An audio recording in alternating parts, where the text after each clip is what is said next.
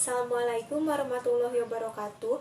Saya Salsabila Asanulatifah dari semester 2 kelas A akan mereview pertemuan ke-6 mata kuliah Hukum Pidana pada tanggal 1 Maret 2021 dengan dosen pengampu Ibu Profesor Dr. Hajah Heni Nuraini, SHMH, dan asisten dosen Bapak Dr. Muhammad Rendi Aridayandi, SHMH.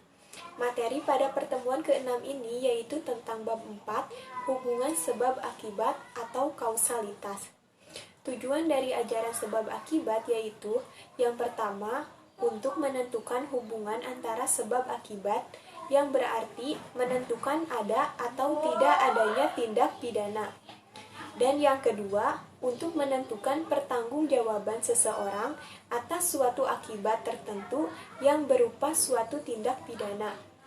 Selanjutnya, teori-teori ajaran sebab akibat atau kausalitas.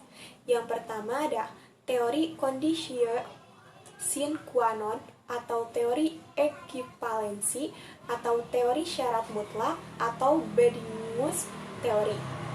Teori ini berasal dari Ponsbury dari Jerman.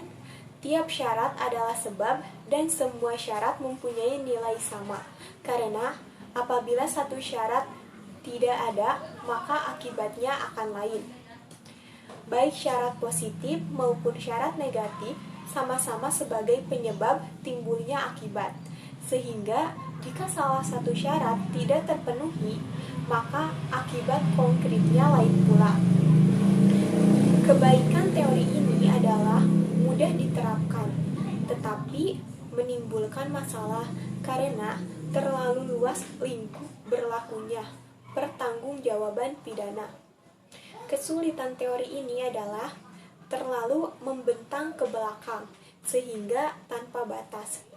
Yang kedua yaitu teori individualisasi, mengadakan pembatasan antara syarat dengan sebab secara pandangan khusus atau mengindividualisasi, yaitu secara konkret mengenai perkara tertentu saja dengan mengambil pendapat sesudah kejadian atau post factum atau in concreto. Dalam menentukan akibat dari sebab dilihat dari rangkaian syarat itu dilihat dari sendiri-sendiri. Dan yang ketiga, teori generalisasi. Peristiwa ini melihat peristiwa sebelum kejadian atau ante factum atau in abstracto, yaitu serentetan syarat yang merupakan perbuatan manusia dapat menjadi akibat dari suatu peristiwa, yaitu dilihat dari perhitungan yang layak atau pengalaman hidup yang umum terjadi. Menurut teori ini harus dicari sebab yang sama atau adekuat untuk dapat menimbulkan akibat yang bersangkutan. Oleh karena itu, teori ini disebut teori adekuat.